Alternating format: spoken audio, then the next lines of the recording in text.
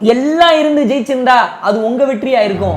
எதுவுமே இல்லாம இப்படி ஜெயிச்சதுனாலதான் இது நம்முடைய வெற்றி அப்படின்னு சொல்லிட்டு எல்லாரும் கொண்டாடிட்டு இருக்கோம். ஏதோ 10 பேர் அவுட் ஆக்கிட்டு டான் ஆகல நடராஜன் அவர்கள். அவுட் ஆக்கின 10 பேருமே டான் தான்.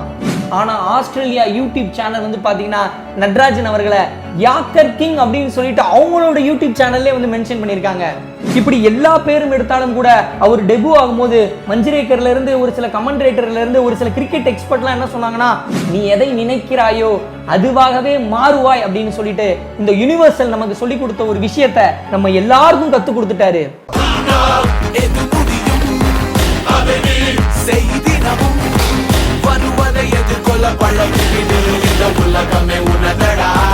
ஹாய், நான் RJ Sha. நம்ம ஷா பூ த்ரீல வந்து பாத்தீங்கன்னா திங்கக்கிழமை, புதன்கிழமை, வெள்ளிக்கிழமை, சனிக்கிழமை காலையில 10 மணிக்கு டான் வீடியோஸ்லாம் வந்துரும். நம்ம வந்து 17ஆம் தேதி அக்டோபர் மாசத்திலே வந்து என்ன சொல்லியிருந்தோம்னா, பாதி IPL முடிஞ்ச வேலையிலேயே வெரி சூன் இந்தியன் டீம்ல பூம்ராவோட சேர்ந்து நம்ம நட்ராஜ் அவர்கள் பவுலிங் போடக்கூடிய நாள் வெகு தூரத்தில் இல்லை அப்படின்னு வந்து சொல்லியிருந்தோம். அதே மாதிரி வந்து நடந்துருச்சு. இப்படி பல தடைகளை உடைத்து இன்னைக்கு IPL ஆடிட்டு இருக்காப்ல. கண்டிப்பா சொல்றேன், அவர் இந்தியன் டீமுக்காக ஆடுற தூரம் வெகு தூரத்துல வந்து இல்லை. ஸோ இப்போ நட்ராஜுடைய சக்சஸ் வந்து பார்க்கும்போது 7.5 செருப்படிகள். இந்த 7.5 செருப்படிகள் வந்து பார்த்தீங்கன்னா கமெண்டேட்டர் மெஞ்சரிக்கிற மாதிரியான ஆட்களுக்கு மட்டும் கிடையாது, இந்த சொசைட்டிக்கு மட்டும் கிடையாது. நமக்கு நாமே ஒரு சில நேரங்களில் வந்து நம்மளால ஜெயிக்க முடியுமா அப்படின்னு சொல்லிட்டு இங்கே இருக்கமே, நம்மளோட பேக்ரவுண்ட் இப்படி இருக்கே அப்படின்னு சொல்லிட்டு உட்காந்துட்டு இருக்கிற நமக்குமான செருப்படிகள் தான். இந்த 7.5 செருப்படிகளில் வந்து நம்பர் 1 செருப்படி என்ன அப்படின்னு வந்து பார்த்தீங்கன்னா, முதல் மேட்ச் தோனிக்கு வந்து பார்த்தீங்கன்னா டக் அவுட் தான், சச்சினுக்கு வந்து பார்த்தீங்கன்னா டக் அவுட் தான். பெரிய பெரிய லெஜெண்டுக்கே வந்து பார்த்தீங்கன்னா முதல் மேட்ச் வந்து பயத்திலேயோ இல்லை வந்து பதட்டத்திலேயோ இல்லைன்னா வந்து ஃபார்ம் இல்லாமலோ வந்து அவுட் ஆயிடுவாங்க. ஆனால் நட்ராஜன் அவர்கள் தன்னுடைய ஃபர்ஸ்ட் மேட்ச், அந்த ஃபர்ஸ்ட் மேட்ச் வந்து பார்த்தீங்கன்னா ஆஸ்திரேலியாவுக்கு எதிராக, அதுவும் ஆஸ்திரேலியா, அதுவும் பவுலர்ஸ் எல்லாருமே வந்து பார்த்தீங்கன்னா முதல் 2 ஒன்-டே மேட்ச்லாம் வந்து பவுலிங் கொடுத்து 6-4 அப்படின்னு அடிக்க ஆரம்பிச்சு யாருமே ஒழுங்கா பவுலிங் போடாத டைம்ல ஸ்மித்துக்கு எதிராக ஃபர்ஸ்ட் ஓவர் போட வந்து அவர் 2 செஞ்சுரி அடிச்சு நிற்கும் போது அவரையே ஒரு பதட்டப்பட வச்சார் பாத்தீங்களா, அவர் கண்ணிலே விரல விட்டு ஆட்டினார் பாத்தீங்களா. அதுக்கு பின்னாடி இருக்கிறது என்னன்னா அவருடைய திறமை மீது வச்ச நம்பிக்கை. கூல், காம் அண்ட் கம்போஸ்ட் அப்படின்ற ஒரு விஷயத்த நம்ம நட்ராஜன் அவர்கள்ட்ட இருந்து கத்துக்கிட்டே ஆகணும். ஏன்னா நம்ம ஒரு இன்டர்வியூ போறோம் அப்படின்னா அந்த இன்டர்வியூ எடுக்கிற ஆள் எவ்வளவு பெரிய ஆளா இருந்தாலும் சரி, நமது திறமை மேல நம்பிக்கை வச்சு நம்ம கெத்தா ஸ்டைலா அப்படி வந்து நிக்கணும் அப்படின்றது நட்ராஜ் அவர்கள் நமக்கு கத்து கொடுத்துருக்காரு. பாயிண்ட் நம்பர் 2 என்ன அப்படின்னு வந்து பாத்தீங்கன்னா, 70 வருட தமிழ் கிரிக்கெட் அசோசியேஷன் உடைய வரலாற்றுல வந்து பாத்தீங்கன்னா ஒரு ஒடுக்கப்பட்ட சமூகத்திலிருந்து மேல வந்து 6 அடிக்கிறது, பவுலிங் போடுறது, யாக்கர் போடுறது அப்படின்றது சாதாரண விஷயம் கிடையாது.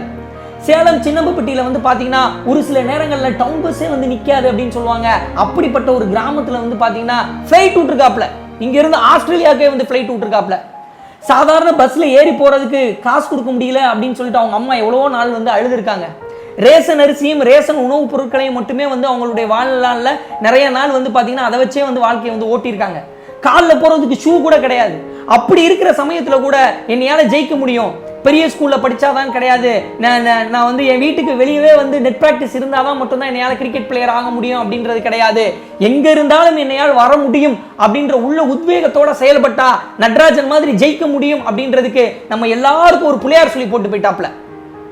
இதே வந்து பாத்தீங்கன்னா கிரிக்கெட்ல மட்டும் கிடையாது, நம்ம டாக்டர் ஆகணும்னு நினைச்சாலும் சரி, கலெக்டர் ஆகணும்னு நினைச்சாலும் சரி, போலீஸ் ஆபீசர் ஆகணும்னு நினைச்சாலும் சரி, அடிப்படை வசதி இல்லாத எந்த ஒரு கிராமத்துல நம்ம இருந்தாலும் சரி நம்மளால ஜெயிக்க முடியும் அப்படின்னு சொல்லிட்டு நமக்குள்ள ஒரு கிளர்ச்சியை விதைச்சிட்டு போயிட்டாரு நட்ராஜன் அவர்கள்.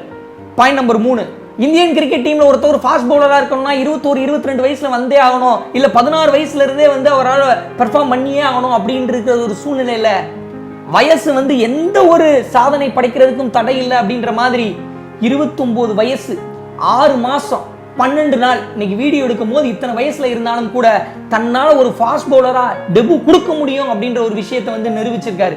அவர் நிரூபிச்சு ஜெயிச்சதுனாலதான், எல்லாம் இருந்து ஜெயிச்சிருந்தா அது உங்க வெற்றியா இருக்கும், எதுவுமே இல்லாம இப்படி ஜெயிச்சதுனாலதான் இது நம்முடைய வெற்றி அப்படின்னு சொல்லிட்டு எல்லாரும் கொண்டாடிட்டு இருக்கோம். பால் பை பால் கொண்டாடிட்டு இருக்கோம். அவர் விக்கெட் எடுக்கும் போது நம்மளே ஜெயிச்ச மாதிரி ஒரு சந்தோஷத்துல செலிப்ரேட் பண்ணிட்டு இருக்கோம். பாயிண்ட் நம்பர் 4, நார்மலா ஒரே ஒரு விக்கெட் எடுத்தா கூட, அதுவும் சாதாரண விக்கெட் எடுத்தா கூட என்ன பண்ணுவாங்கன்னா கிரவுண்ட் ஃபுல்லா சுத்துவாங்க, கத்துவாங்க. ஸ்ரீசாந்த்லாம் குதின்னு குதிச்சிருக்காரு. இப்படி குதின்னு குதிச்சிட்டு இருக்கிற சமயத்துல ஏதோ 10 பேர் அவுட் ஆக்கிட்டு டான் ஆகல நடராஜன் அவர்கள். அவுட் ஆக்கின 10 பேருமே டான் தான்.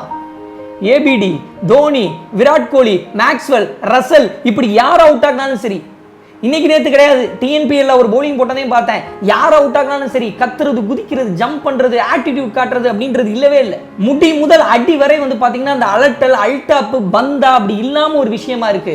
நம்ம வாழ்க்கையில எவ்வளவு ஜெயிச்சாலும் அந்த காமா இருக்கணும், கெத்து காட்டக்கூடாது, ஆட்டிடியூட் காட்டக்கூடாது அப்படின்றதுக்கு மிகச்சிறந்த உதாரணமா இருக்கிறவர் நட்ராஜன் அவர்கள். பாயிண்ட் நம்பர் 5, நட்ராஜன் அவர்கள் ஜெயிச்சது வந்து பாத்தீங்கன்னா வார்னர் அவர்கள் பாராட்டுறாரு, விராட் கோலி அவர்கள் பாராட்டுறாரு, கபில் தேவ் அவர்கள் பாராட்டுறாரு, பிரெட்லி அவர்கள் பாராட்டுறாரு, ஹார்திக் பாண்டியா ஃபர்ஸ்ட் மேட்ச் முடிஞ்ச உடனே பாராட்டினாரு. இப்ப எந்த மேட்ச் முடிஞ்ச உடனே அவர் வந்து நட்ராஜன் அவர்களை வந்து சொல்லி காட்டுறாரு, அப்பா எனக்கு மேன் ஆஃப் த மேட்ச் கொடுத்தீங்க, இது நட்ராஜன் அவர்களுக்கு கொடுத்துருக்கணும், நட்ராஜன் கடந்து வந்த பாதை வந்து அவ்வளவு சந்தோஷமா இருக்கு அப்படின்னு சொல்லிட்டு இப்படி உலகத்துல இருக்கிற நிறைய பேர் வந்து பாராட்டிட்டு இருக்காங்க, வாழ்த்து தெரிவிச்சிட்டு இருக்காங்க. அதை விட முக்கியமான விஷயமா நான் பாக்குறது என்ன அப்படின்னு வந்து பாத்தீங்கன்னா ஆஸ்திரேலியன் மீடியா நார்மலாக வந்து இந்தியன் டீம் ஜெயிச்சாங்கன்னா ஏதாவது குறை சொல்லுவாங்க, ஏதாவது வந்து நம்மளை கிண்டல் பண்ணுவாங்க, இப்படி தான் வந்து அவங்க மீடியா வந்து கிண்டல் பண்ணுவோம். ஆனால் ஆஸ்திரேலியா யூடியூப் சேனல் வந்து பார்த்தீங்கன்னா நட்ராஜன் அவர்களை யாக்கர் கிங் அப்படின்னு சொல்லிட்டு அவங்களோட யூடியூப் சேனல்லே வந்து மென்ஷன் பண்ணியிருக்காங்க. ஸோ நம்ம வாழ்க்கையில தடைகளெல்லாம் உடைச்சிட்டு ஜெயிச்சோம் அப்படின்னா வாழ்த்தாத வாயும் வாழ்த்தும் அப்படின்றதுக்கு இது மிகச்சிறந்த எடுத்துக்காட்டு. பாயிண்ட் நம்பர் 6, ஜெனரலா வந்து நட்ராஜன் அவர்கள் ஃபர்ஸ்ட் பஞ்சாப் டீமுக்குள்ள போகும்போது நிறைய வந்து ஹிந்தி பேசினாங்க, இங்கிலீஷ் பேசினாங்க, அது எனக்கு பதட்டமா இருந்தது அப்படின்றத வந்து வெளிப்படையா வந்து ஒத்துக்கிட்டாரு.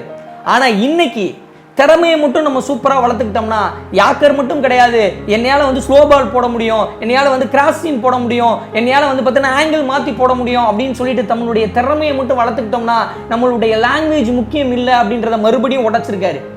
ஆஸ்திரேலியன் கிரிக்கெட் பிளேயர் வார்னேவோடையும் குடும்பம் நடத்திட்டாரு. அவர் பேசுற இங்கிலீஷ் பாதி பேருக்கு புரியுமானே தெரியாது, நம்ம ஆட்களுக்கே ஒரு சிலர் புரியாதுன்னு சொல்லியிருக்காங்க. ஆஸ்திரேலியா பேசுற இங்கிலீஷ், அப்புறம் இங்கிலாந்து பேசுற இங்கிலீஷ், நல்ல இங்கிலீஷ் தெரிஞ்சவங்களுக்கே புரியாதுமாங்க.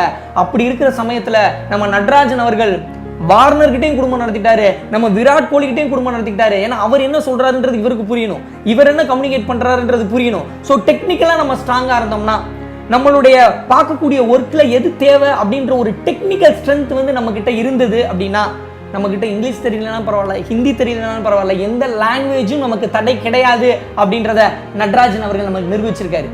எத்தனையோ கேமராமேன் இன்னைக்கு ஹிந்தி படம் வந்து ஒர்க் பண்ணிட்டு இருக்காங்க, நம்ம தமிழ்நாட்டில இருந்து போய் கலக்கிட்டு இருக்காங்க, ஆள போறான் தமிழ்னு சொல்லிட்டு நம்ம தமிழ் சிங்கங்கள் இங்க இருந்து கேமராவை தூக்கிட்டு போய் நார்த் இந்தியால ஜெயிச்சிட்டு இருக்காங்க. ஆனா ஹிந்தில ஒரு வார்த்தை தெரியாது. அதை விடுங்க, முருகதாஸ் சார் சொல்லுவாரு எனக்கு ஹிந்தி தெரியாது, ஆனா ஹிந்தி படம் வந்து எந்த ஒரு தடுமாற்றமும் இல்லாம நான் கஜினி படம் அமீர் கான் அவர்களை வச்சு எடுத்துட்டு வந்துட்டேன் அப்படின்னு வந்து சொல்லியிருப்பாரு. அது மட்டும் கிடையாது, துப்பாக்கி படமும் அங்க போய் பண்ணிட்டு வந்துட்டாரு. சோ நம்ம கிட்ட திறமை வந்து கொட்டி கிடந்தா நம்மளால வந்து லாங்குவேஜ் கத்துக்க முடிஞ்சா கத்துக்கலாம், அது ஹிந்தியா இருந்தாலும் சரி, இங்கிலீஷா இருந்தாலும் சரி. ஒருவேளை நம்மளால கத்துக்க முடியல அப்படின்னா திறமையை வளர்த்து கொண்டா எந்த லாங்குவேஜும் நமக்கு தடை இல்லை அப்படின்றத நட்ராஜன் அவர்கள் வந்து நிரூபிச்சிட்டாரு. பாயிண்ட் நம்பர் 7, ஐபிஎல்ல எல்லா மேட்சும் ஃபேண்டாஸ்டிக்கா பவுலிங் போட்டிருக்காரு. ரபாடாவை விட, பூம்ராவை விட, போல்ட் அவர்களை விட, நியூசிலாந்து பிளேயர் அவங்களெல்லாம் விட யாக்கர் அதிகமா போட்டது யாரு அப்படின்னு வந்து பாத்தீங்கன்னா நம்ம தமிழ்நாட்டு சிங்கம் நட்ராஜன் அவர்கள் தான். இப்படி எல்லா பேரும் எடுத்தாலும் கூட அவர் டெபு ஆகும்போது மஞ்சிரேக்கர்ல இருந்து ஒரு சில கமெண்டேட்டர்ல இருந்து ஒரு சில கிரிக்கெட் எக்ஸ்பர்ட்லாம் என்ன சொன்னாங்கன்னா, ஐபிஎல் சாதனையை வச்சு நம்ம எடுக்கலாமா, ஐபிஎல்ல யாக்கர் அங்கங்க போட்டாரு, அந்த யாக்கரை மட்டும் வச்சு எடுக்கலாமா, இவர் பவர் பிளேல பவுலிங் போடுவாரா, இப்படி ஏகப்பட்ட கேள்வியெல்லாம் கேட்டாங்க. அந்த கேள்வியெல்லாம் தவிடு பொடியாக்குற மாதிரி பவுலிங் பர்ஃபார்ம் பண்ணாரு. ஒருவேளை ஒரு மேட்ச் 2 மேட்ச் அவர் ஒழுங்கா பவுலிங் பர்ஃபார்ம் பண்ணலனா இவங்கெல்லாம் ஒட்டு மொத்தமா சேர்ந்து ஐபிஎல் பர்ஃபார்மன்ஸ் எல்லாம் வச்சு இந்தியன் டீம்ல எடுக்கலாமா அப்படின்னு சொல்லிட்டு ஒரு முத்திர குத்தி அப்படியே வெளியே அனுப்பியிருப்பாங்க. ஆனா என்னுடைய திறமையால நான் எந்த சின்ன ஜெயிக்க முடியும் அப்படின்ற ஒரு விஷயத்தை வந்து நிரூபிச்சிருக்காரு. நம்மளை சுத்தி யார் என்ன பேசினாலும் சரி அதெல்லாம் நம்ம காதை பொத்திக்கிட்டு நம்ம திறமை மேல மட்டும் கான்சென்ட்ரேஷன் பண்ணணும் அப்படின்றதுக்கு நட்ராஜன் அவர்களுடைய வாழ்க்கை ஒரு எடுத்துக்காட்டு. 7 பாயிண்ட் சொல்லிட்டேன், அது என்னடா அரை பாயிண்ட், அந்த 7.5 பாயிண்ட், அந்த அரை பாயிண்ட் என்ன அப்படின்னு வந்து கேட்டீங்கன்னா, நட்ராஜன் அவர்களுக்கு நடந்தது என்ன அப்படின்னு வந்து பாத்தீங்கன்னா, அவர் ஆஸ்திரேலியா போனாரு. ஆஸ்திரேலியா என்னவா போனாரு, ஒரு பிராக்டிஸ்க்கு பவுலிங் போற ஒரு பவுலரா தான் போனாரு, அதாவது சப்ஸ்டிடியூட் பவுலரா தான் வந்து போனாரு. ஐபிஎல் நல்லா பெர்ஃபார்ம் பண்ணியிருக்காரு, இவர் வந்து நெட்ஸ்ல வந்து பவுலிங் போடுவாரு அப்படின்னு சொல்லிட்டு தான் போனாரு. அந்த நேரத்துல வருண் சக்கரவர்த்தி அவர்களுக்கு காயமானது, அதனால T20 டீம்ல வந்து இடம்பெற்றாரு. அந்த நேரத்துல சைனி அவர்களுக்கு ஒன் டே மேட்ச் ஆடும்போது காயமானது, அதனால ஒன் டே மேட்ச்ல வந்து அவர் வந்து இடம்பெற்றாரு. எங்க தமிழ் சார் சொல்ற ஒரு விஷயம் தான், நம்மளுடைய வாழ்க்கையில நம்மளுடைய திறமையும் நம்மளுடைய தேடலும் நம்ம மனசுக்குள்ள எரியிற அந்த ஃபயரும் உண்மையானதா இருந்தா கடல் விலகி வழிவிடும் அப்படின்னு ஒரு விஷயம் சொல்லுவாரு. அந்த மாதிரி கடல் விலகி வழிவிட்டதுதான் நடராஜன் அவர்களுக்கு. நீ எதை நினைக்கிறாயோ அதுவாகவே மாறுவாய் அப்படின்னு சொல்லிட்டு இந்த யுனிவர்சல் நமக்கு சொல்லி கொடுத்த ஒரு விஷயத்த நடராஜன் அவர்கள் நம்ம எல்லாருக்கும் கத்துக் கொடுத்துட்டாரு. இதுதான் நடராஜன் அவர்கள் நமக்கு சொல்லிக் கொடுக்கக்கூடிய 7.5 செருப்படி பதில்கள். நடராஜன் அவர்களுடைய வாழ்க்கை உலகத்தின் ஏதோ மூலையில இருக்கக்கூடிய பொண்ணோடையோ பையனோடையோ திருநங்கையோடையோ வாழ்க்கையை மாத்தும் அப்படின்னு சொல்லிட்டு நான் நம்புறேன். Thank you so much.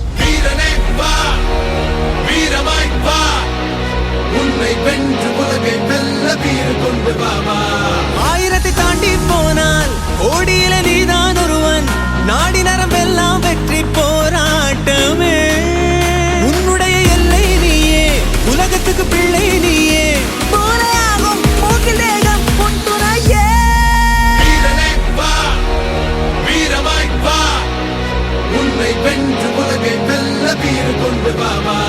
ஆயிரத்தை தாண்டி போனால் ஓடியில நீதான் ஒருவன், நாடி நரம்பெல்லாம் வெற்றி